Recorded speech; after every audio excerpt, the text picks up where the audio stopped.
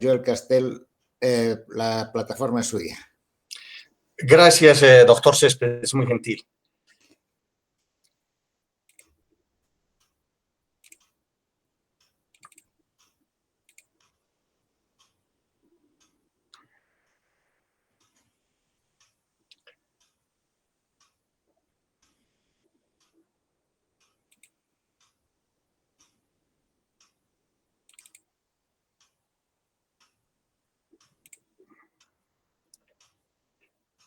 Por favor, me indican si se está viendo ahí en la pantalla la presentación. Sí, perfectamente.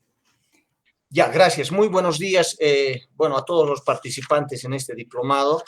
Y continuando con nuestro primer módulo, tenemos la unidad de instrucción, inmovilización y transporte y extricación, que está programada para el día de hoy. Comenzamos definiendo extricación y la definimos como el proceso mediante el cual personal altamente capacitado tiene el acceso a una persona lesionada, atrapada o inconsciente dentro de un vehículo. Le brinda la atención médica inicial, lo retira del sitio del incidente y lo traslada a un lugar seguro sin aumentar la gravedad de las lesiones. Para esto, este personal debe contar con todo el personal, el material y fundamentalmente el conocimiento para no causar mayores lesiones durante esta extracción del paciente. Para ello, este personal debe contar con todo el material, habíamos dicho, fundamental medios humanos materiales, los materiales especialmente sierras de presión y descompresión neumáticas, obviamente collarines, obviamente tablas y chalecos de seguro espinal o de manejo espinal para no causar mayores lesiones. Fundamental de que este momento dispongan de estos medios de tal manera que en la tardanza, en la hora de oro, como habíamos visto ya en anteriores unidades, es la fundamental para poder salvar a este tipo de pacientes. Una vez que hemos definido qué es la extricación, vamos a hablar sobre la inmovilización. La inmovilización que vamos a realizar tanto en el área de la lesión como también durante el transporte van a estar relacionados a inmovilizar los miembros pélvicos, torácicos, para que estos no sufran mayores lesiones. Y esto lo haremos a través de los vendajes. ¿Qué son los vendajes? Son tiras de tela, estas varían de acuerdo al tamaño y forma y también de acuerdo a la calidad del material con el cual son preparadas, ¿no? Tenemos estas vendas en rollo, obviamente las que conocemos, las elásticas, y también las de tela, las vendas triangulares, que podemos utilizarles de diferentes maneras, como vamos a ver posteriormente. ¿Cuál es el objetivo del uso de los vendajes? Uno, sujetar apósitos, es decir, durante la lesión donde se produzca vamos a hacer primero la curación, vamos a colocar los apósitos y estos, para ser sujetados, podemos hacerlo una de las formas a través de vendajes. Segundo, fijar inmovilizadores. Habíamos visto que podemos disponer de diferentes tipos de inmovilizadores, ya sean neumáticos, de tablas, rígidos, etcétera, los cuales deberán ser sujetados a través de los vendajes. Inmovilizar articulaciones. Cuando la lesión se ha producido a nivel articular y no necesitamos que esa articulación se mueva por la lesión que ha sufrido para causar mayores dolores o para causar mayores lesiones tanto en los tendones o en los vasos o en los nervios. La otra, comprimir hemorragias. No nos olvidemos que durante el trauma generalmente se producen soluciones de continuidad que van a producir hemorragias de diferentes tipos, ya sean estas arteriales o venosas. Generalmente las venosas, a través de la compresión con un vendaje, pueden ser solucionadas. Sin embargo, muchas veces aquellas hemorragias que son de carácter arterial difícilmente van a ser cohibidas y muchas veces van a ser necesarias un torniquete o por lo menos un una ligadura en el momento de la lesión.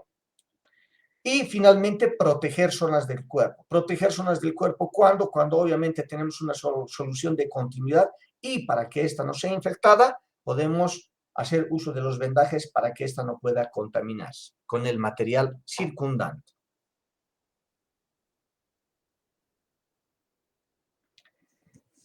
Como habíamos indicado, las vendas son elásticas o pueden ser también de tela o de gasa, ¿sí? Generalmente tienen un cabo inicial donde vamos a comenzar el vendaje y un cabo final, ¿no? Y obviamente todo lo que va a estar enrollado de acuerdo a la cantidad de centímetros o metros que pueda tener, va a disponer el cuerpo, más delgadas o más anchas, obviamente. Lo mismo sucede también con el ancho, pueden desde 5, de 10 o de 15 centímetros, va a depender mucho del lugar donde yo esté realizando el vendaje. En cuanto a la manipulación del vendaje, lo que quiero manifestar fundamental es que esta no es la forma adecuada para manejar el vendaje. Fíjense, el rollo debe estar con la cara hacia arriba, ya que los vendajes deben, obviamente, moverse, circular. De esta manera no, vamos a tener problemas y vamos a soltar y vamos a tener problemas con la contaminación inclusive del vendaje. Esto debe rodar, por lo tanto, esta es la forma más adecuada del manejo del vendaje. Importante para poder hacer los vendajes.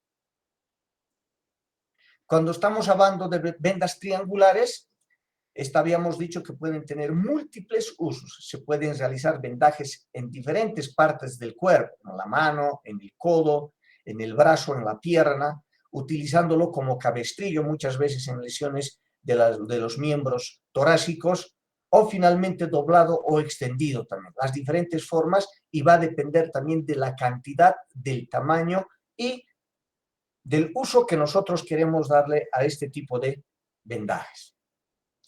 ¿Cuáles son los principios? Antes de colocar el vendaje hay que tener en cuenta que, ¿no?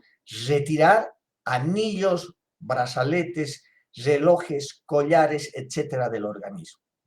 La tensión del vendaje es de acuerdo al lugar donde se va a realizar el vendaje y de acuerdo si existe lesión o no existe lesión o solamente es para soltar o pegar los apósitos, ¿no? Para inmovilizar y para controlar hemorragias. Va a depender, obviamente, de esto, la tensión que le vamos a dar. Debe ser fácil de aplicar y también fácil de retirar. Generalmente, cuando terminamos de hacer, si vamos a hacer una sujeción a través de los mismos cabos distales del vendaje, debemos hacerlo a través de un rosón que pueda ser fácil retirar, aunque muchas veces, si no es así, podemos cortar este vendaje para poder nuevamente sacarlo. Siempre se iniciará el vendaje por la parte distal, ¿no? Fíjense acá, el miembro, esta es la parte distal y esta es la parte proximal. En las manos lo mismo, los dedos, la parte distal y, obviamente, el antebrazo y el brazo, la parte proximal. Siempre se inicia, por lo tanto, de la parte distal, dirigiéndose hacia la raíz del miembro. Con ello, ¿qué se pretende? Evitar la acumulación de sangre en la zona separada por el vendaje. De ahí la importancia de hacer siempre de distal a proximal.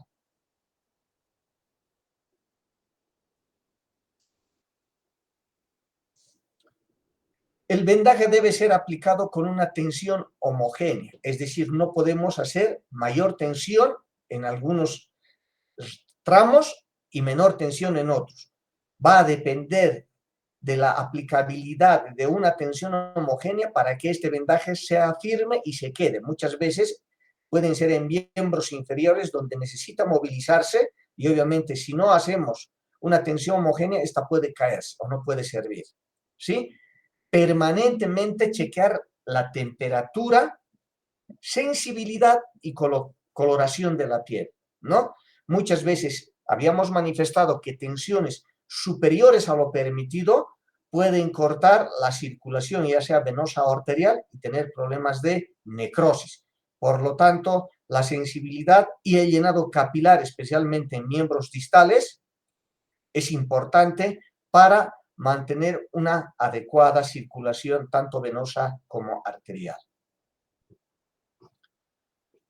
Se debe cubrir con algodón los salientes óseos para no causar problemas, obviamente más aún cuando coloco inmovilizadores, y en las cavidades naturales como axilas e ingles. Ahí es importante cubrir tanto con algodón o compresas para no tener problemas, especialmente si choca piel con piel, especialmente a nivel axilar o inguinal, vamos a tener problemas de excesiva sudoración y probablemente maceración de la piel, cuando los vendajes son prolongados.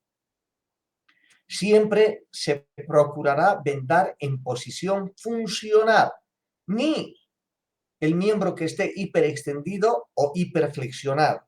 Eso puede conllevar a lesiones musculares, lesiones articulares y neuronales. Entonces, por lo tanto, la posición funcional es la posición en la cual el organismo, tanto en bipedestación o sedestación o en decúbito dorsal, se encuentra de manera natural, normal, sin hiperextensión ni hiperflexión. Importante tomar en cuenta este aspecto.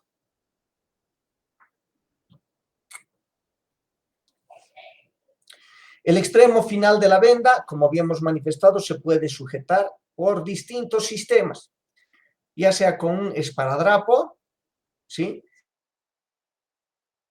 por la mitad, uniendo los extremos mediante un nudo de tal manera que se pueda, obviamente, deshacer rápidamente, utilizando un ganchito especial para este fin. Es importante la colocación también de los ganchos, obviamente, generalmente en sentido transverso, no longitudinal, porque puede a veces existir personas que doblan, en el caso de, digamos, del abdomen, puedan, para poder ponerse en bipedestación, pueden doblar el tronco y especialmente pueden pincharse con el ganchito, dependiendo si está de manera longitudinal. Y obviamente puede ser también pasando el cabo final por una vuelta anterior para poder obviamente estrecharlo y hacerlo desaparecer y causando la presión necesaria que se pueda quedar, si es que no tengo ningún otro dispositivo de los anteriores. Acá es importante obviamente la iniciativa que pueda tener el personal de salud. Mientras más conocimiento tengo, más posibilidades de poder aplicar de acuerdo en la situación en la cual me encuentro.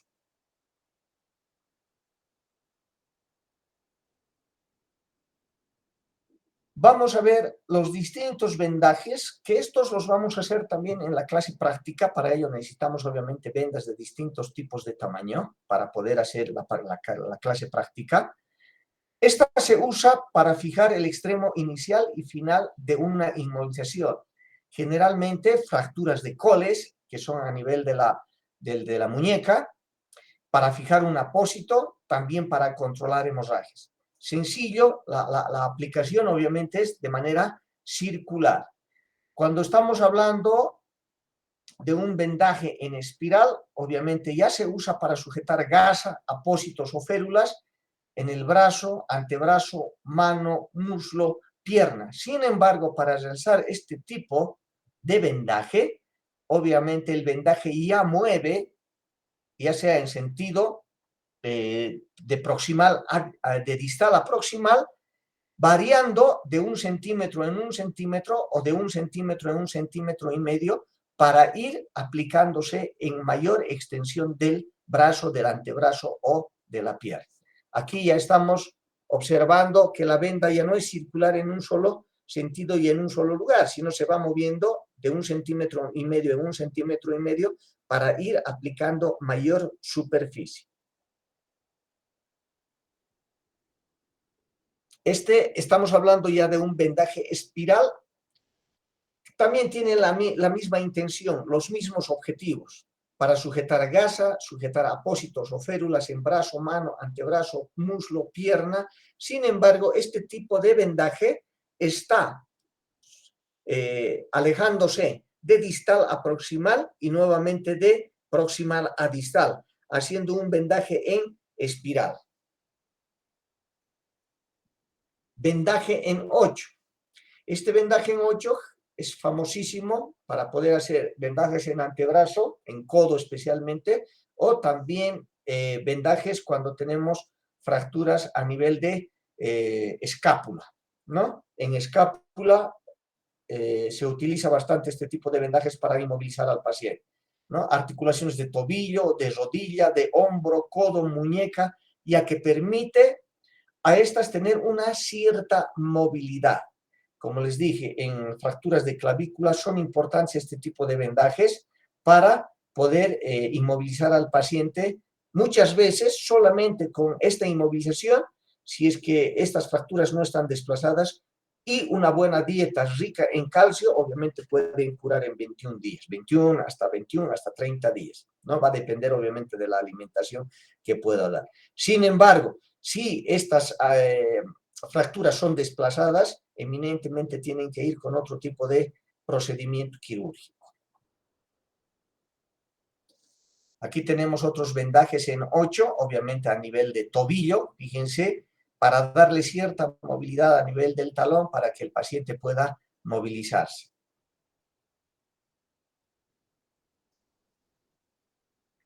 Tenemos también vendaje en 8 cuando tenemos lesiones en un ojo, en ambos ojos, ¿sí? O lesiones en la frente o a nivel de la nuca, ¿no? Este vendaje en 8 es ideal para sujetar compresas o detener hemorragias, obviamente una vez hecho el procedimiento quirúrgico, que simplemente pueden ser lavados solamente cuando se han introducido cuerpos extraños en el ojo, lavado abundante con solución fisiológica y obviamente un analgésico, un antiséptico tópico y realizamos el vendaje en 8. Vendajes triangulares en manos, fíjense la forma que se debe aplicar, obviamente de palmar hacia la muñeca y hacer la sujeción. Ayuda bastante este tipo de vendajes en lesiones de fractura de coles especialmente. Vendajes triangulares en mano, otro tipo de vendajes, fíjense, estas son vendas mucho más grandes, más amplias, cuando tenemos lesiones a nivel de la mano, quemaduras especialmente, ¿no? Se realiza la curación, se realiza la aplicación tópica de algunas pomadas y obviamente tenemos la posibilidad de, con este tipo de vendajes, de vendar toda la mano. Vendajes triangulares en cabeza, fíjense, acá tenemos una venda triangular de mayor tamaño que fácilmente con 2 o 3 movimientos nos va a permitir vendar toda la cabeza, ¿no es cierto? Ahí tenemos obviamente la parte triangular del vendaje, la punta, que se puede colocar tanto a nivel frontal como a nivel de la nuca y posteriormente hacer la sujeción, dependiendo dónde se encuentra la lesión. Otro tipo de vendajes triangulares, aquí es importante verificar dónde voy a hacer el nudo y dónde voy a verificar estos extremos de la punta para poder, obviamente, hacer desaparecer y se pueda ver algo estético, ¿no es cierto? Que puede ser en la parte anterior, en la parte posterior o, como en este caso, en la parte lateral estoy haciendo la sujeción, ¿no? Puedo hacerlo con el mismo vendaje o puedo hacer también a través de un esparadrapo. Fíjense cómo puedo utilizar también un vendaje triangular de fácil sujeción para inmovilizar una herida de antebrazo, ¿no es cierto? Acá tenemos la herida para inmovilizar la sujeción por el cuello y acá obviamente voy a hacer la sujeción a este nivel, simplemente con 2 movimientos. O el que conocemos, ¿no es cierto? Pasar y hacer el vendaje hacia atrás, en la parte posterior del cuello. Cualquiera sirve, cualquiera es aplicable y obviamente va a depender del tamaño del vendaje que pueda tener para poder aplicar.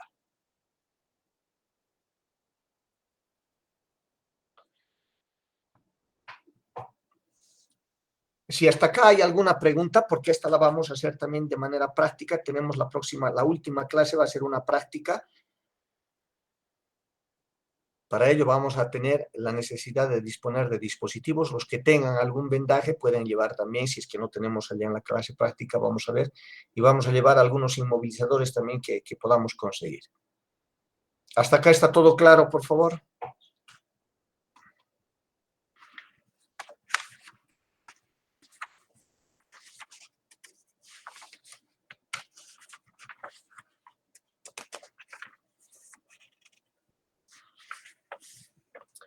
Bueno, continuamos con las inmovilizaciones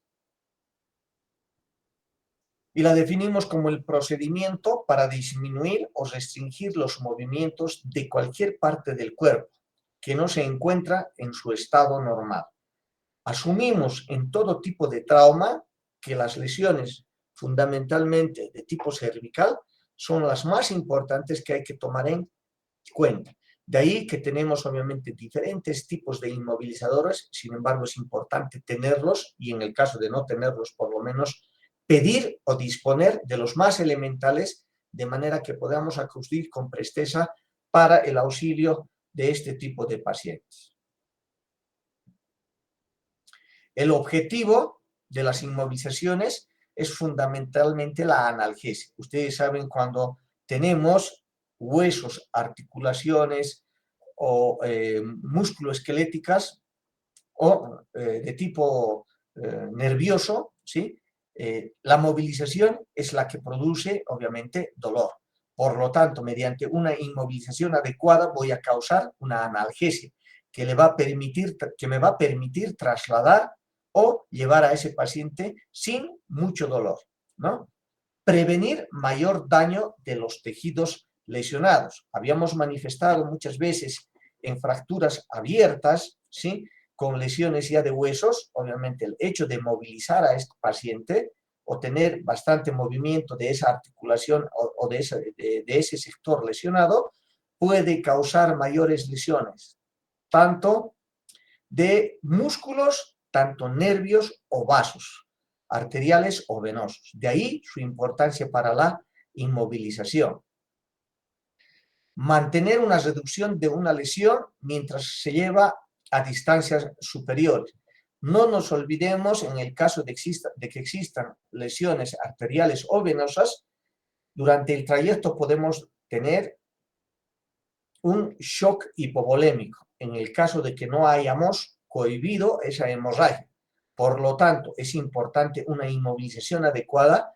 Antes de hacer la inmovilización, siempre observar que no exista sangrado de tipo venoso o arterial. Prevenir o tratar contracturas, ¿no es cierto? Muchas veces el hecho del trauma que se puedan producir tanto en miembros pélvicos o torácicos o finalmente a nivel abdominal puedan existir contracturas por lesiones nerviosas. Por lo tanto, las inmovilizaciones van a tratar de prevenir este tipo de contracturas. Disminuir la incidencia de complicaciones de las fracturas como embolismo graso, ¿no? Dependiendo del tipo de paciente que vamos a encontrar, en las fracturas la embolia grasa es uno de los aspectos fundamentales que causa mayor mortalidad. Por lo tanto, una buena inmovilización va a disminuir este tipo de riesgos en este tipo de pacientes.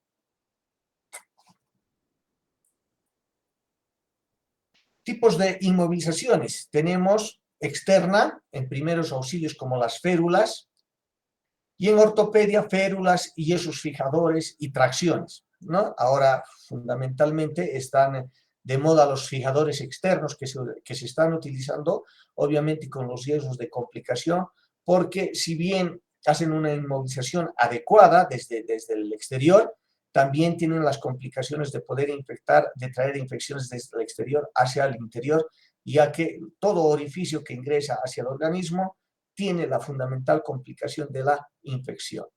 Y inmovilizaciones internas, ya sean con clavos, con tornillos, con, en este caso, un alambre de Kirchner, que posteriormente pueden ser retirados o también no pueden ser retirados, ¿no es cierto? Estas fijaciones en cirugía con alambres, tornillos, ¿sí? Son importantes y reducen el tiempo de la cicatrización, porque obviamente tratan de fijar más rápidamente y además volver al paciente a sus actividades normales de la mejor forma posible.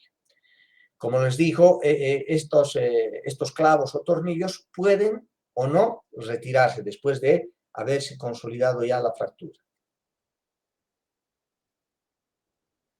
Uno obviamente cuando se fija en el lugar del trauma, en el lugar de la lesión, vamos a hacer, habíamos dicho siempre, una observación externa, una mensuración que es una comparación de un miembro con otro, para ver en qué está alterado. Como en este caso ustedes pueden fijarse, acá hay una fractura de muñeca, por ejemplo, ¿no es cierto? Entonces, ¿cuáles son los signos y síntomas para inmovilizar? Obviamente, ver las deformidades en las articulaciones o en el trayecto óseo, ¿no? Que ese paciente esté con bastante dolor, no pueda asentar el pie o no pueda movilizar la mano. Y obviamente esta incapacidad de movimiento va a hacer que generalmente pueda producir bastante dolor. En estos casos, ¿no? El personal que atiende a ese paciente politraumatizado o traumatizado, obviamente, tiene que disponer del material para poder hacer la inmovilización y que este paciente pueda llegar o pueda ser evacuado en las mejores condiciones posibles.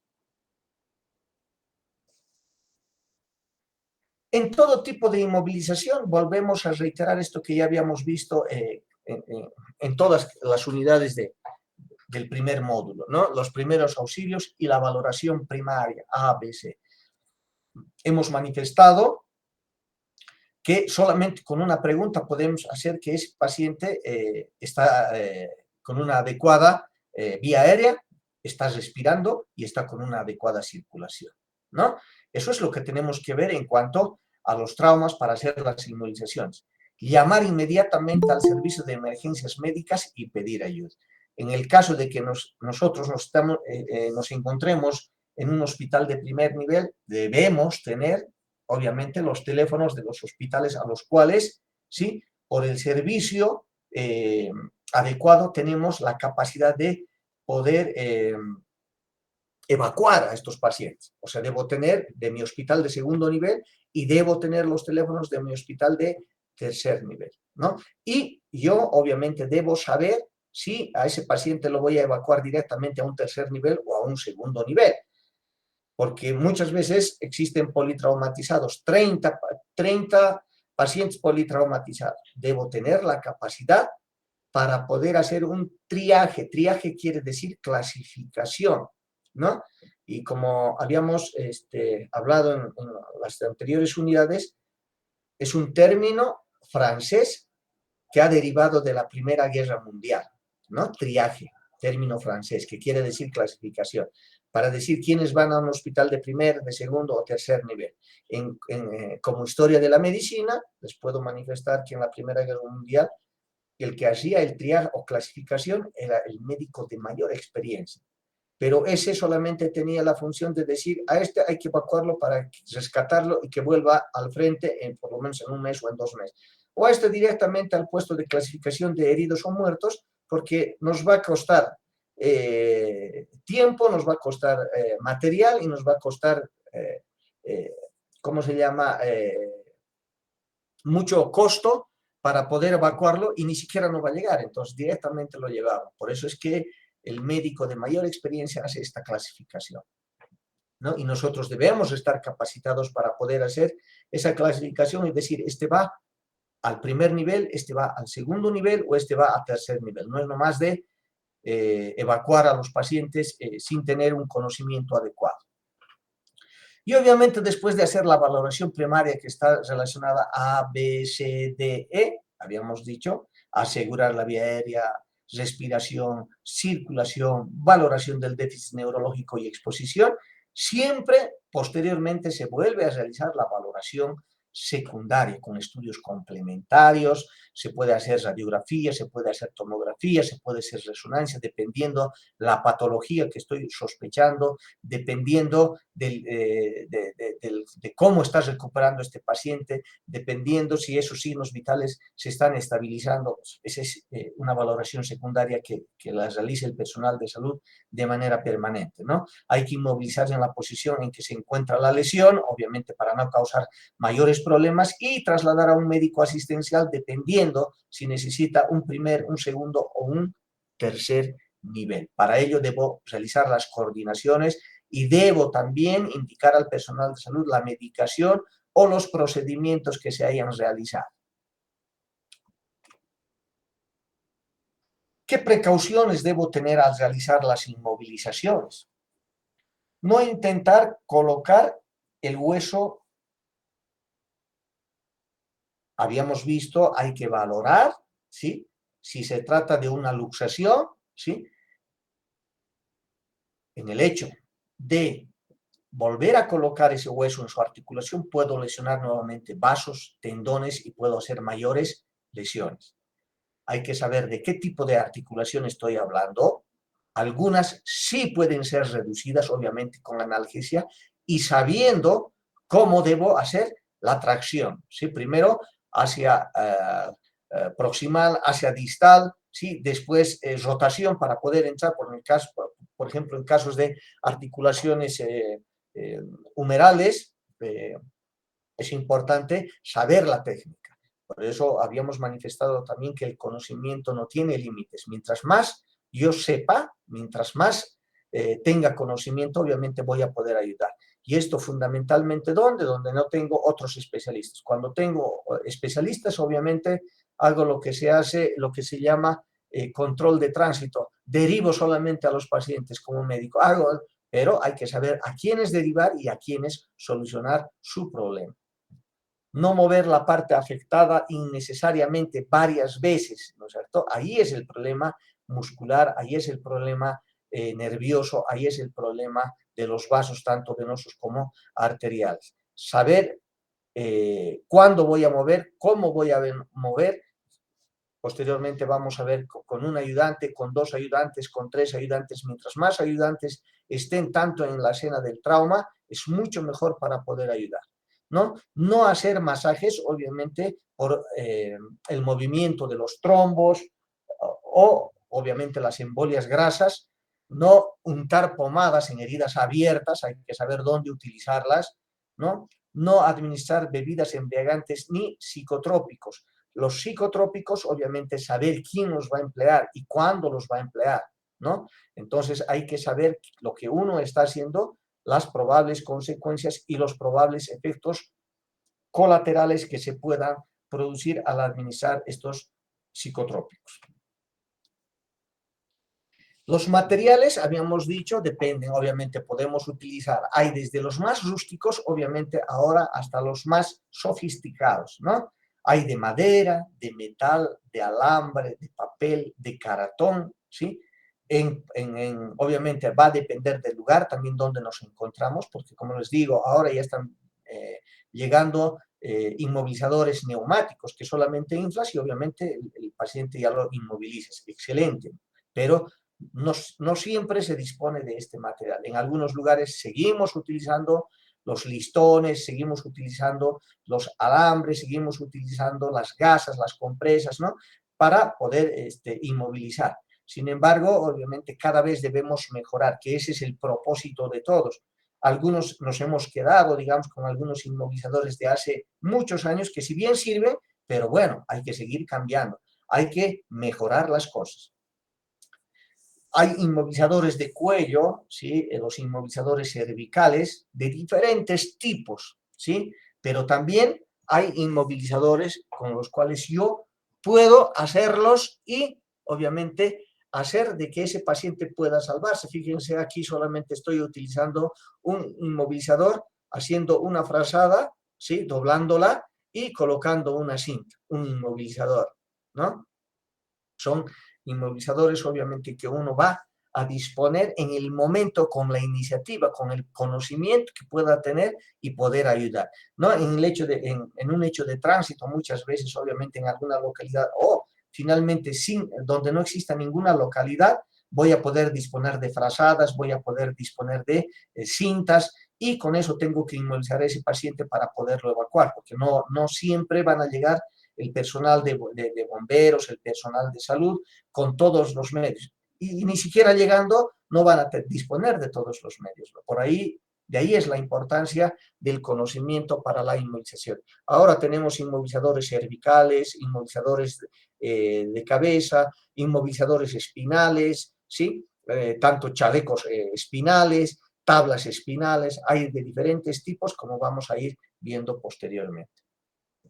Inmovilizadores de brazo, igual fíjense acá las diferentes formas de inmovilizar, desde la más simple, obviamente, hasta obviamente algunas otras que pueden tener necesidad de vendajes triangulares, ¿sí? Acá listones y vendajes dependiendo de dónde se encuentra la lesión. Acá, por ejemplo, estamos improvisando todo el brazo con 1, 2, 3 sujeciones para inmovilizar todo el brazo, ¿no? Acá obviamente ya lo hacemos inclusive con inmovilizadores tanto de brazo como el tórax, que ayude para que no se pueda mover este miembro. Va a depender de la disponibilidad de medios y de la iniciativa que yo pueda tener para que en ese momento pueda inmovilizar a ese paciente. Acá fíjense también, inmovilizadores, acá solamente uno de cartón con un vendaje triangular, acá obviamente sujeción con una tabla o un cartón y obviamente inmovilizar, y acá obviamente también inmovilizar tanto con una tabla o un cartón y obviamente el vendaje triangular, ¿no? Va a depender la iniciativa acá de cada uno de nosotros y de los medios de los cuales podemos disponer. Mientras más medios, obviamente mejor. Pero si no tengo medios, por lo menos debo utilizar la iniciativa, ¿sí? Inmovilizadores de mano y de muñeca, la posición funcional de la mano es esta, ¿sí? Y para que mantenga esa posición funcional, fíjese, puedo colocar acá un vendaje, una parte del vendaje puedo colocar en la mano sujetando y ahí inmovilizar, ¿no? Mientras más tiempo tengo inmovilizado, por ejemplo, este dedo inmovilizado solo y este dedo inmovilizando en pareja con el otro dedo, que le ayude como férula. Este está sano y este está obviamente fracturado, pero lo inmovilizo los dos de manera que el dedo medio me sirva de férula con el otro dedo. Va a depender, como les digo, la iniciativa que uno pueda tener para inmovilizar. No se olviden de la posición funcional de la mano. Inmovilizaciones de tórax, ¿sí? Va a depender el lugar de lesión, tanto anterior como posterior. En el caso de un tórax inestable, ahora vamos a ver en la clase práctica, existen compresas especiales que directamente se abren, se ponen, obviamente tienen plástico acá, ¿sí? De manera que puedan tener relación y fijar directamente al tórax. Eso ayuda bastante, ¿no? Pero ya sean preestablecidos. Pero les digo, si ustedes en el momento de la clase práctica van a fijarse y van a decir, qué bien, qué interesante, pero esto lo podemos hacer acá, ¿no? Se puede hacer en Bolivia, ¿sí? Hay muchas cosas que pueden hacer, pero no lo hacemos. Sin embargo, es importante la iniciativa que uno pueda tener y muchas veces si tiene la práctica y la habilidad puede crear inclusive hacer su propia empresa. Inmovilización de fémur y de cadera. Estas son comunes, por ejemplo, en los accidentes de tránsito fuertes. Fíjense acá, solamente con tablas, ¿sí? Y con vendas estoy inmovilizando a este paciente, ¿no? Son fijadores o inmovilizaciones, ¿sí? Que de acuerdo a la iniciativa se están llevando, improvisados. Como les digo, hay inmovilizadores también ahora neumáticos, perfecto, que los vamos a ver seguramente. Sin embargo, cuando no dispongo, puedo hacer de esta manera. Acá una parte, acá todo el cuerpo, obviamente lo estoy inmovilizando. Y acá una parte del tórax, ¿sí? Del cuerpo y una pierna, ¿no? Y obviamente estoy utilizando tablas, maderas, ¿no? Inmovilizaciones de rodilla y pierna, obviamente cuando tengo problemas a nivel articular fundamentalmente, no quiero que se mueva esta articulación y por lo tanto lo puedo hacer sencillo, una tabla y 1, 2, 3 lugares de sujeción. Habíamos dicho en los lugares de sujeción obviamente y en los lugares de prominencia hay que colocar siempre vendas o compresas para no maltratar esa articulación, ¿ya? Lo mismo acá, estoy haciendo utilización del tórax y una parte de la pierna, la rodilla es la afectada y aquí he colocado una compresa, o acá una parte de la pierna con la ayuda de la cadera y acá solamente una de las piernas me sirve de compresión. Fíjense, acá se ha colocado una sujeción, una frazada se ha colocado acá, para que no choque articulación con articulación. Fundamental ese principio para hacer los vendajes. Inmovilizaciones de pie, ¿sí? Los diferentes tipos de inmovilizador. Simplemente acá he improvisado obviamente una frazada o un miembro, ¿sí? Y obviamente a través de ello he hecho la sujeción. O acá, lo mismo, pero me ha ayudado el otro pie para servirme de férula. Va a ser las diferentes formas dependiendo de los medios y de la situación en las cuales yo me encuentro.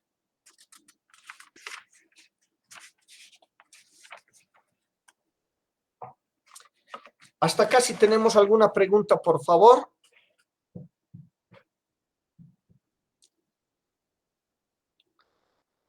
Bueno, nos vamos a tomar 10 minutos para un refrigerio y posteriormente continuamos con la última parte que está relacionada al traslado y transporte de este tipo de pacientes. Tómense, por favor, 10 minutos.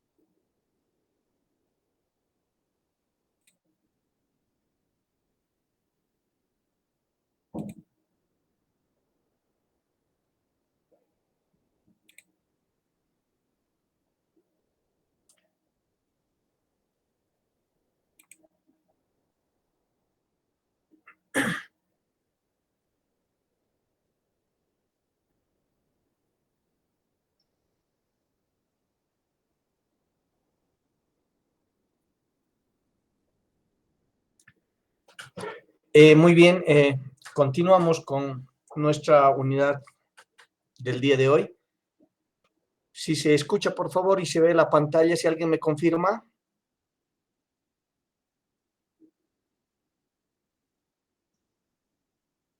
Sí, doctor, se ve y se escucha. Ya, gracias, muy gentil.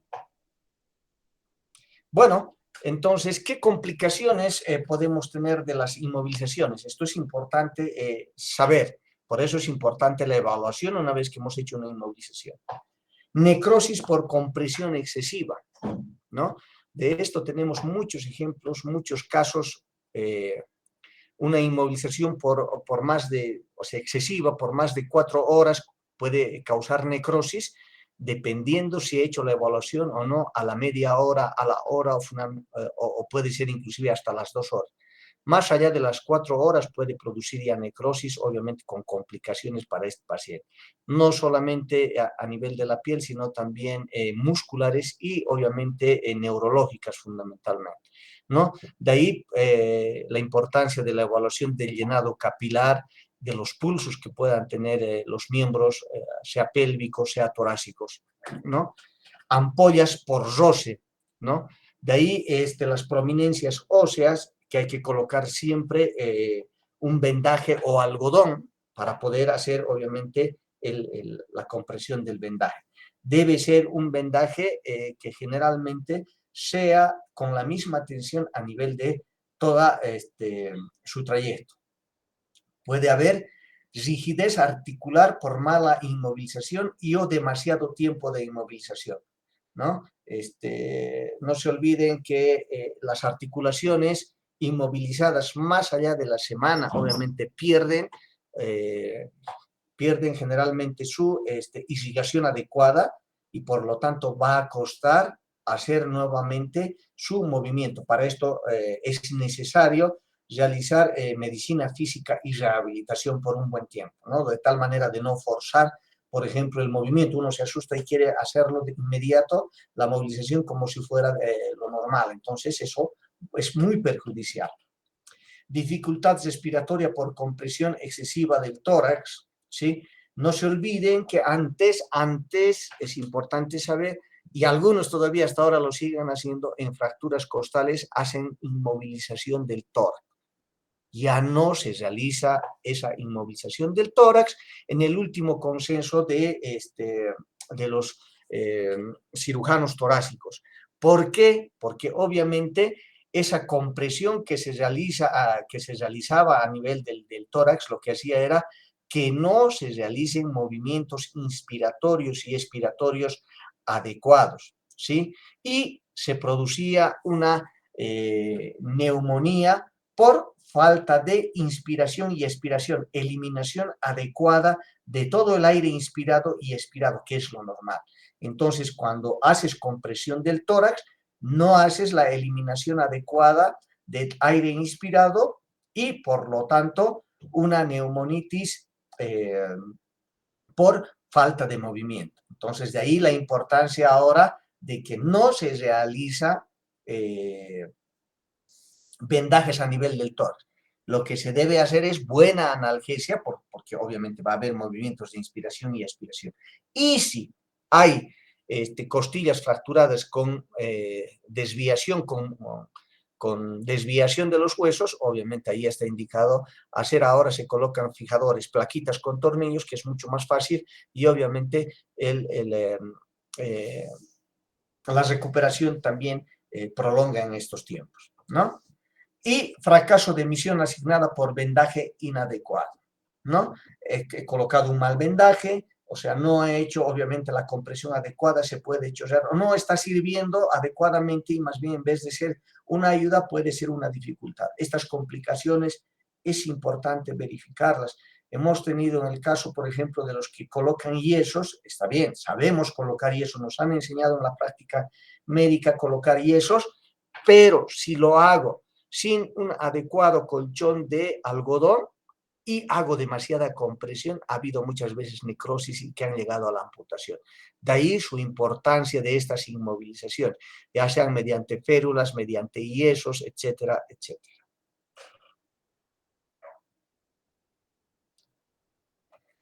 El mejor vendaje o inmovilización es aquel que cumple la función asignada. Inmovilizar, sin ocasionar daños mayores, ¿no?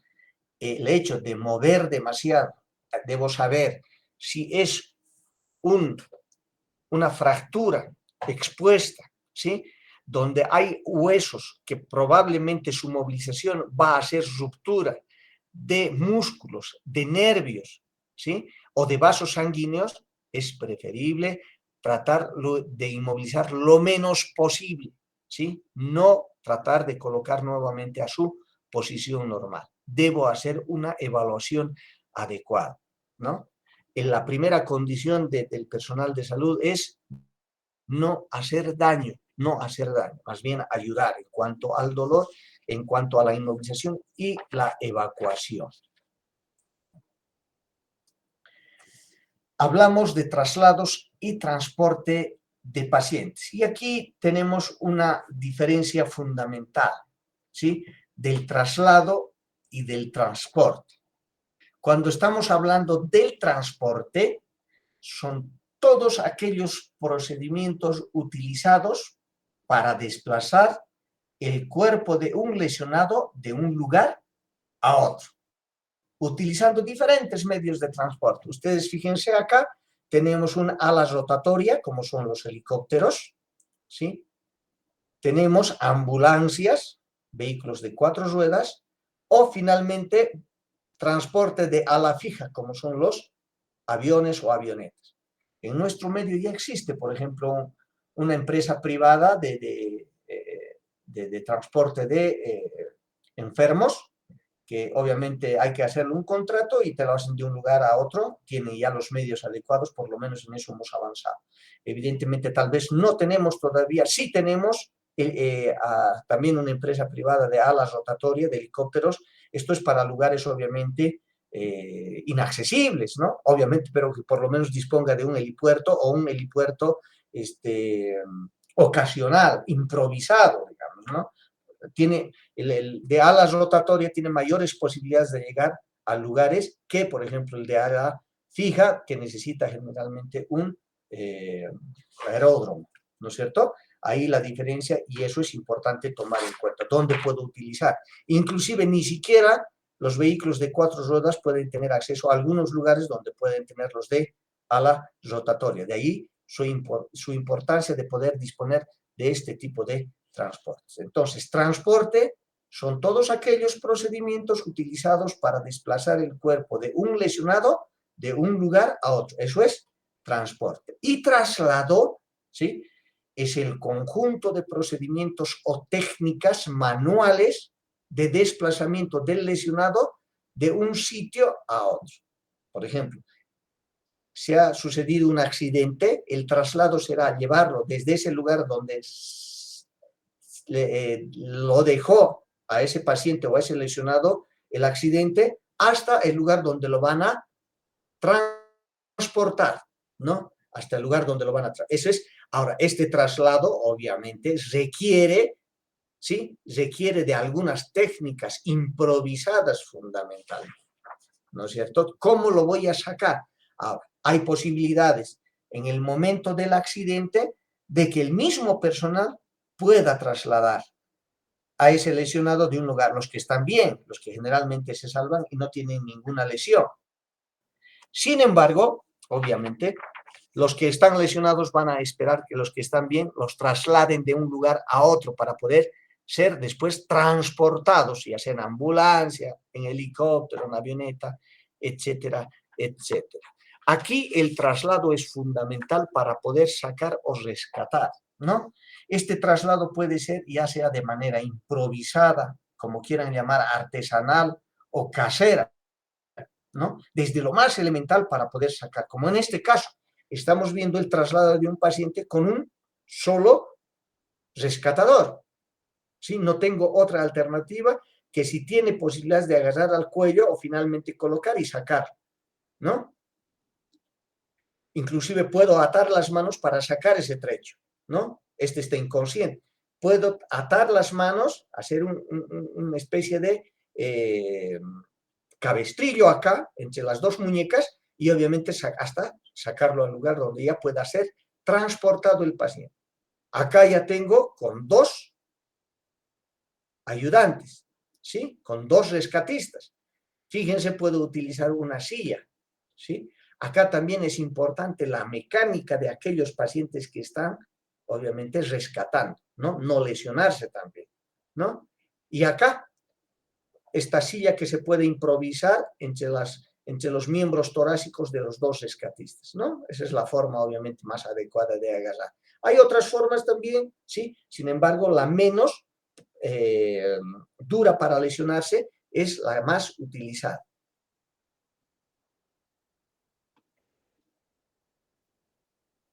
Entonces, estamos claramente, hemos definido qué es traslado y qué es transporte.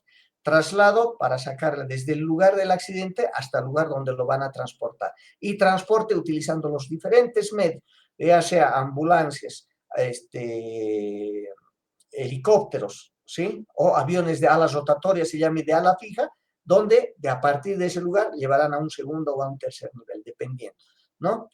¿Cuáles son los objetivos de esto? Obviamente disminuir el dolor del lesionado siempre, ¿sí? Tratar de disminuir el dolor del lesionado, brindar bienestar y comodidad para sacar del lugar donde está muchas veces atricionados, ¿no? Con los asientos o con la misma movilidad, ¿sí? Prevenir nuevas lesiones o agravamiento de las que ya tiene. Obviamente nuevas lesiones, ¿cuándo? Cuando ese paciente lo dejamos ahí sin moverlo y resulta que está sufriendo un sangrado, ¿sí? Probablemente entre 15 o 20 minutos o media hora que va a llegar las personas, ya va a sufrir un shock hemorrágico. Pero si en ese momento, ¿sí? Las personas que están con mejores condiciones de salud lo sacan a ese paciente solamente a un lado, lo traslada fuera del lugar del evento y le colocan una compresa o le hacen un torniquete, fíjense que pueden salvarle la vida. De ahí la importancia de la asistencia, ¿no? Y transportar al lesionado en la posición correcta, ¿sí? Bueno, ¿cuál es la correcta? Obviamente la que menos daño puede hacer para poder sacarlo a este paciente, ¿no?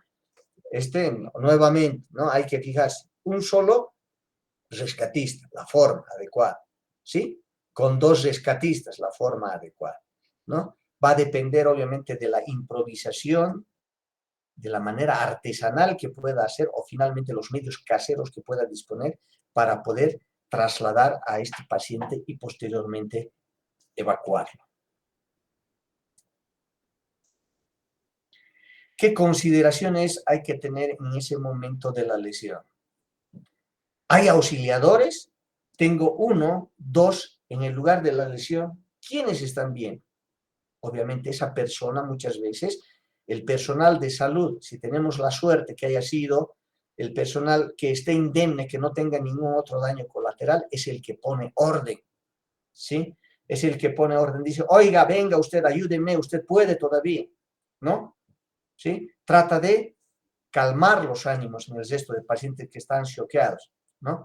ayúdeme, venga, lo vamos a sacar a este puede todavía, es fácil, lo podemos hacer los dos, ¿no? Hay un auxiliador, tratar de rescatar a 2, a 3, mientras más personas puedan ser rescatadas en el lugar de la lesión, mejor, porque 2 trabajan mejor que 1 y 3 trabajan mejor que 2. Eso es importante tener esa consideración, ¿sí? ¿Está lesionado ese paciente? ¿Cuánto está lesionado? ¿Puede mover? ¿Puede ayudar? ¿Hasta dónde puede ayudar este otro? ¿Sí? Verificar, ¿sí? Tomar la iniciativa en el lugar de accidente. ¿Qué características tenemos del terreno? ¿Hay pendiente? ¿Sí? Probablemente necesitemos cuerda, es imposible. Es mejor ir hacia arriba que hacia abajo. ¿Cuánto nos demora hacia arriba y cuánto nos demora hacia abajo? Tener un conocimiento del lugar donde uno está. De ahí la importancia de que, obviamente, esa persona esté orientado en tiempo, espacio y persona después del accidente, ¿sí? ¿Dónde estamos? Estaba yendo de Oruro a La Paz. Sí, estamos en lugar de bombeo, ¿sí? Este lugar es cercano, ¿no? Podemos caminar todavía o no podemos caminar, esperaremos que alguien venga, ¿no? De ahí la importancia de que esté lesionado o tenga obviamente conciencia y verificar en qué lugar estoy, dónde estoy, ¿sí? Las distancias, tomar en consideración las distancias. Es preferible sacarlo a este paciente hacia arriba o hacia abajo, hacia la derecha o hacia la izquierda, ¿no? Dependiendo cuánto hemos caído en la pendiente, ¿ya? De ahí las consideraciones que debe tener el personal de salud para el rescate. 2 posibilidades siempre les he dicho a ustedes, ¿no?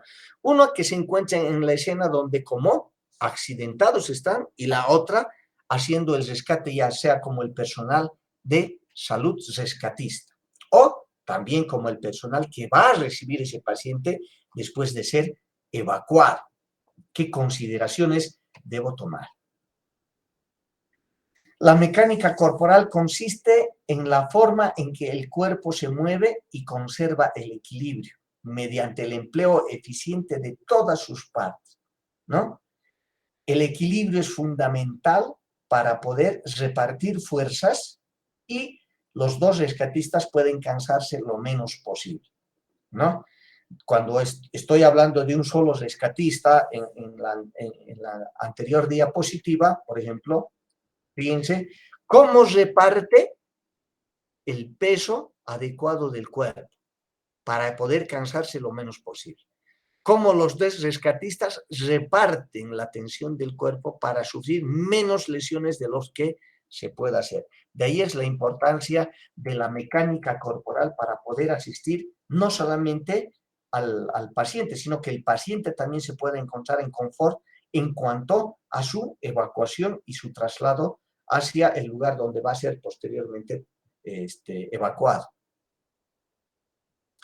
Precauciones con los auxiliadores, no solamente con el enfermo, sino también con los auxiliadores. Para levantar, flexionar siempre las rodillas, ¿no? Para no tener lesiones a nivel dorsolumbar, ¿no? Porque estos pacientes también se desgarran cuando levantan pesos excesivos, ¿no? Hay que flexionar las rodillas y levantar, obviamente, de acuerdo al peso corporal que están moviendo, ¿sí? Mantener recta la columna para no tener desgarres en la columna, ¿sí?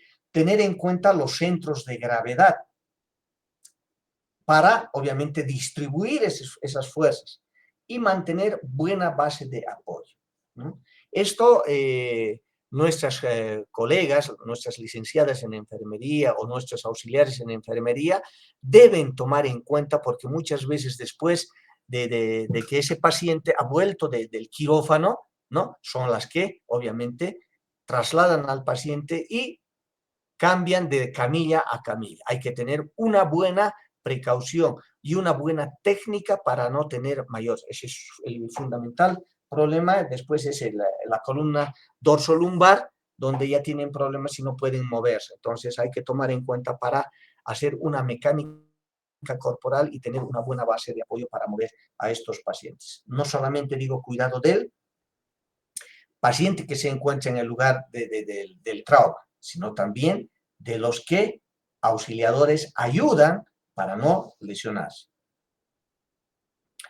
Las precauciones con el lesionado, obviamente, repetimos, no movilizar al lesionado del sitio del accidente hasta tanto no se haya prestado la asistencia adecuada, ¿sí? No nos olvidemos, primero es A, B, C, D, E. Si bien se lo puede hacer simultáneamente o con una pregunta puedes matar las tres primeras, hay que tomar en cuenta en qué tipo de pacientes sí, en qué tipo de pacientes no, en qué tipo de pacientes acelerar, en qué tipo de pacientes tomar con mayor precaución, ¿no? No hacer daño. Mover al lesionado lo menos posible, dependiendo, ¿sí?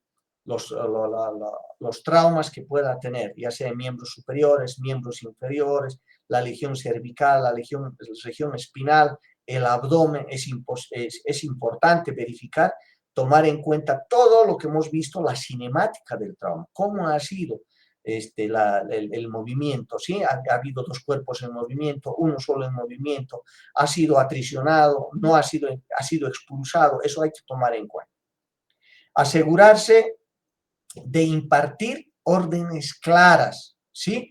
Generalmente el personal de salud, el que más tiene experiencia, es el que da las órdenes claras. 2, 3 para movilizar al mismo tiempo un solo bloque de este paciente, ¿no? Después de haber colocado, si es que tenemos la posibilidad del collarín cervical.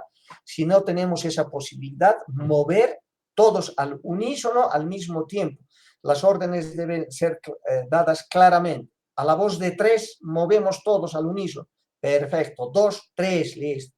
¿No? Y mueven. No por regiones. Ahí vamos a hacer obviamente más daño y vamos a ser culpables de lo que puede venir posteriormente, ¿no? Seleccione el método de transporte correcto. ¿Cómo lo vamos a evacuar a este paciente? ¿A quién vamos a llamar inicialmente? ¿Sí? Primero el traslado y después el transporte. El traslado de una persona, 2 personas, con 3 personas. Y el transporte, vamos a pedir ambulancia. Sí, sabemos que la ambulancia generalmente va a llegar en 3, 4 horas. ¿Sí? Habrá la posibilidad, algunos colegas ya tienen, por ejemplo, como les había manifestado, traslados médicos de algunas ambulancias. Tienen ya, ¿en cuánto tiempo? ¿Sí? Lo tiene disponible. En este momento sale, ¿no? Y a tener algunos teléfonos, obviamente, de estos medios de transporte que tienen algunas ambulancias que ahora en la parte médica están, obviamente, implementándose y eso hay que aprovechar, ¿no? Tener 1, 2, 3 teléfonos siempre a la mano para poder disponer de ellos en el caso de que se puede. ¿En cuánto tiempo me llegue? ¿Sí? ¿Es mejor llamar a Oruro o es mejor llamar a Cochabamba, dependiendo de las distancias? Métodos manuales, ya habíamos hablado hace rato, es importante definir si tengo un auxiliador, 2 auxiliadores, 3 auxiliadores. Mientras más disponga, obviamente mejor. Pero si no, hay que tratar de hacerlo. Ponerse en el lugar de otro, porque una actitud de una persona puede salvar una vida. El lesionado no puede tener fracturas significativas, especialmente pelvis, tórax, columna, fémur, etc. ¿Sí? Si no tiene fracturas, solamente contusiones, puede ayudar, puede salvar. En el caso de que tenga fracturas de pelvis, tórax, columna, imagínense, imposible, va a estar gritando también y esperando algún otro auxilio, ¿sí? Obviamente, han visto a través de algunos programas, a través de la experiencia, hay gente que ha ayudado a otro, a 1, a 2, a 3, y esa gente se acuerda, dice gracias, porque en ese momento me habló, me hizo despertar, me dijo no te duermas, ¿sí? Y me sacó, ¿no? Hay varios ejemplos de esos que tenemos y bueno, hay que tratar de hacerlo siempre. Métodos manuales con un auxiliador, fíjense, distribuir la mecánica, ¿no? De los pesos, ¿no? Me pongo a la espalda y obviamente está distribuido la mecánica del cuerpo, los brazos a un lado, las piernas a otro lado, y voy a tener la posibilidad de distribuir estas cargas y poder caminar. Ese es ¿cómo se llama? El método del bombero rápido, pacientes con menor peso que el auxiliador, ¿sí? El del caballito, que ustedes saben, en la espalda, ¿no es cierto?, con las piernas hacia adelante y los brazos colgados, dependiendo si el paciente está consciente o no, ¿sí? Y al arrastre, ideal para pacientes con mayor peso que el auxiliador, y obviamente a través del arrastre puedo llegar al lugar donde puedo después trasladarlo a ese paciente, ¿no?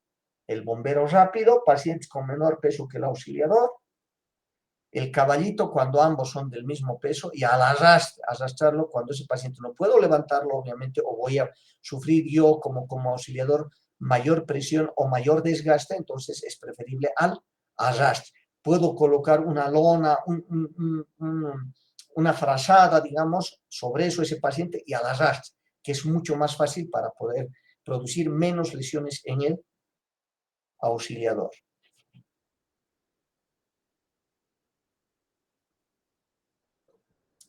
Los métodos manuales con 2 auxiliadores, la silla humana, fíjense, el cruce de brazos, obviamente el paciente sentado puede ser trasladado, ¿no? La distribución de la mecánica corporal entre ambos hace de que tanto el paciente se sienta cómodo como también los 2 auxiliadores distribuyan el peso adecuadamente. Esto obviamente lo hemos hecho inclusive en algunos cursos de primeros auxilios. Y con 3 auxiliadores, obviamente, para mover al unísono a este paciente. Fíjense la forma adecuada de ver la parte anterior, la parte posterior y posteriormente el traslado hacia el pecho, con lo cual menos posibilidades tengo de que este paciente pueda moverse y poderle causar mayores lesiones. Estos movimientos generalmente se los hace en bloque para lesiones de columna o pelvis. Lo indicado es movilizar entre 6 a 8 auxiliadores, sin embargo no disponemos.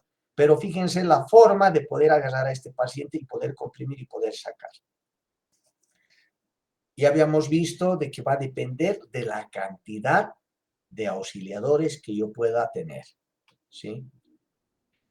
Transporte con camilla, obviamente hay camillas improvisadas, 2 palos y solamente tener una frazada o una sábana, improvisadas, artesanales o caseras, son estos métodos, con las mantas, camisas o chalecos que podemos hacer, como les digo, dependiendo dónde nos encontramos, cómo podemos hacer, de qué podemos disponer para ahí.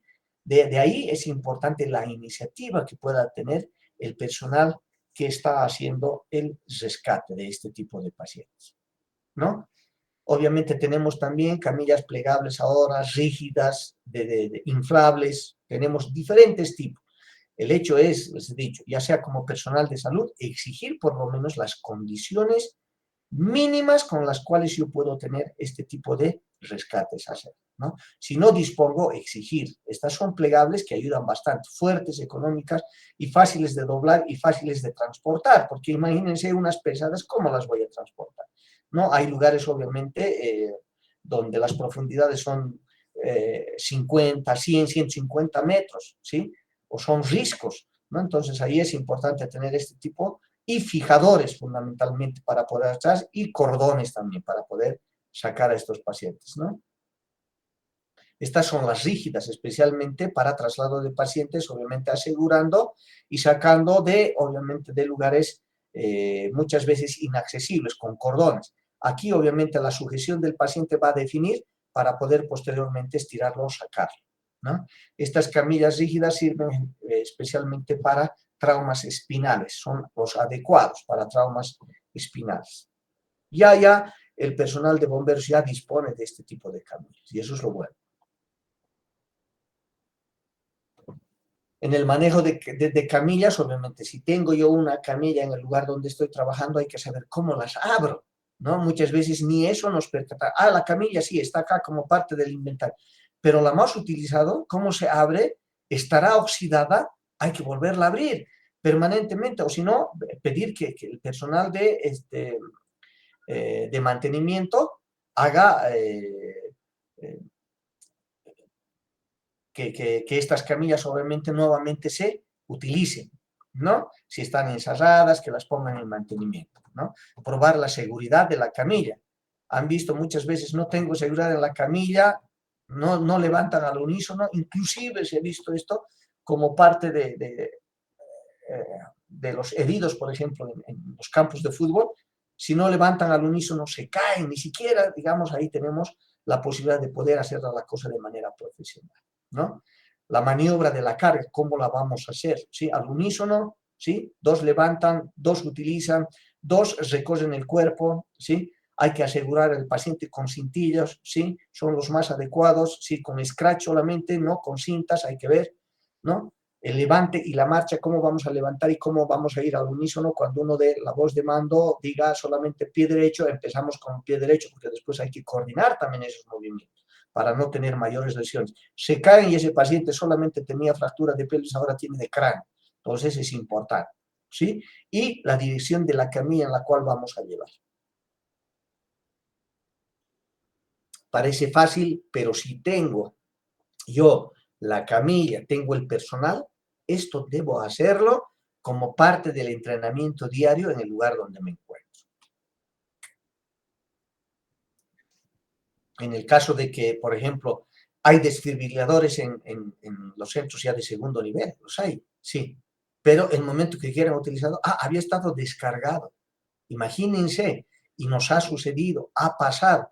El personal de salud, o sea, debe ir al servicio de urgencias y permanentemente, ¿esto qué es? ¿Esto qué es? ¿Esto qué es? ¿Funciona? ¿No funciona? ¿Por qué no está enchufado? ¿Está cargado? ¿Cuánto tiempo la batería dura? Etcétera, etcétera, ¿no?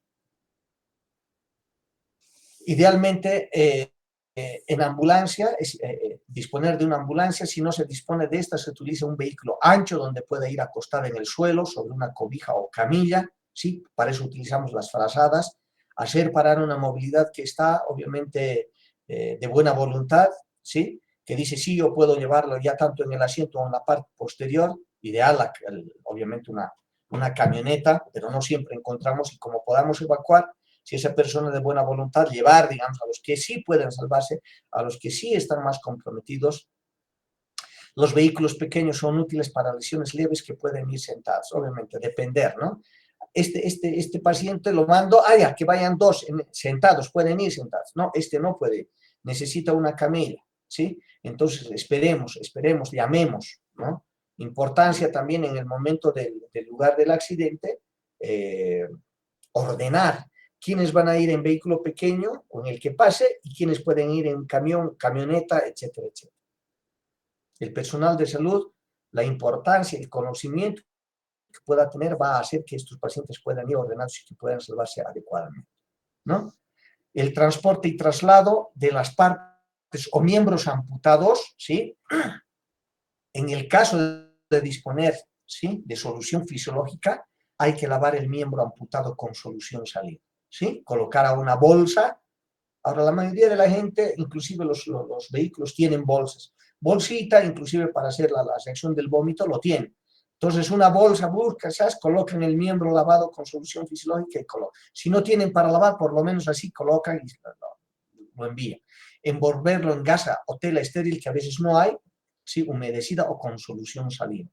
La solución salina de ahí, que debía, por ejemplo, en vez de tener agua, cada flota debería tener una solución salina fisiológica para lavar, limpiar todo. Fíjense la importancia que tiene estos primeros auxilios y después definir. En vez de pedir un botiquín de primeros auxilios, que no tiene absolutamente nada, es preferible decir, bueno, que lleve solución salina fisiológica para cualquier cosa, ¿no? Sirve bastante para lavar los ojos, para lavar heridas, etcétera, etcétera.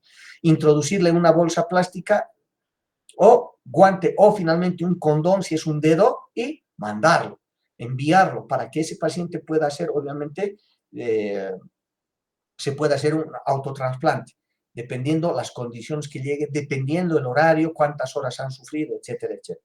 Mucho va a depender la rapidez, la iniciativa de la cual yo puedo hacer y mandar a este paciente, ¿no? Colocar dentro de una bolsa o recipiente con una o dos partes de agua o una de hielo, musgo o así. Finalmente, si no tengo solución fisiológica, agua, ¿no? Para poder mandar a ese paciente. En más de 4 horas, obviamente, ya tenemos mayores problemas. Menos de 4 horas, más posibilidades de poder salvar ese miembro, ¿no? Y, obviamente, si quiero salvar ese miembro y ese paciente tiene que ir junto. Muchas veces ha ido y el miembro, se ha quedado, va a venir. No tiene ningún efecto positivo poder mandar el miembro en otro vehículo. Tiene que trasladarse siempre junto con el paciente. Eso hay que tomar en cuenta, ¿sí?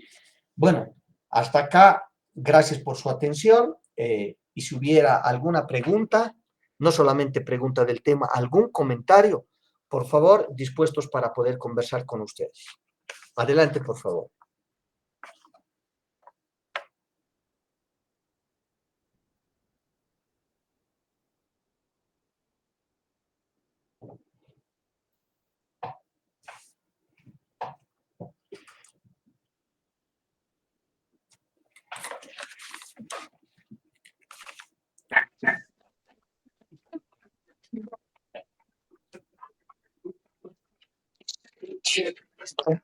Aparentemente no hay preguntas.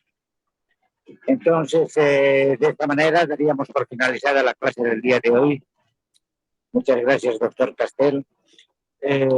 Tenemos todavía pendiente una clase, entonces queda claro que el próximo martes no tenemos clases y directamente nos vemos el próximo sábado en la Universidad Latinoamericana para realizar una dinámica de actividad práctica de todo lo que se ha tocado hasta este momento. Nada más por ahora. Nuevamente, muchas gracias, doctor, y a todos los participantes buenos días y buen fin de semana. Bueno, perfecto. Gracias nuevamente a todos los participantes de este diplomado. Si bien hemos llevado las clases teóricas de valoración inicial y cinemática del trauma, el trauma encefálico craneal, facial, vertebral, torácico, abdomen y pelvis, el trauma en extremidades, el trauma en ancianos y niños, y finalmente concluimos el día de hoy con la inmovilización y transporte y extricación. Si bien han sido las clases eminentemente teóricas, tenemos el día sábado, como había manifestado el doctor Céspedes, donde vamos a disponer de algunos medios materiales para poder hacer la clase práctica y esperemos mayor dinámica, mayor posibilidades de preguntas y conversar e intercambiar ideas entre todo el personal de salud, nuevamente agradeciendo la atención dispensada durante estas unidades de instrucción. Gracias y hasta luego. Hasta luego, buenos días.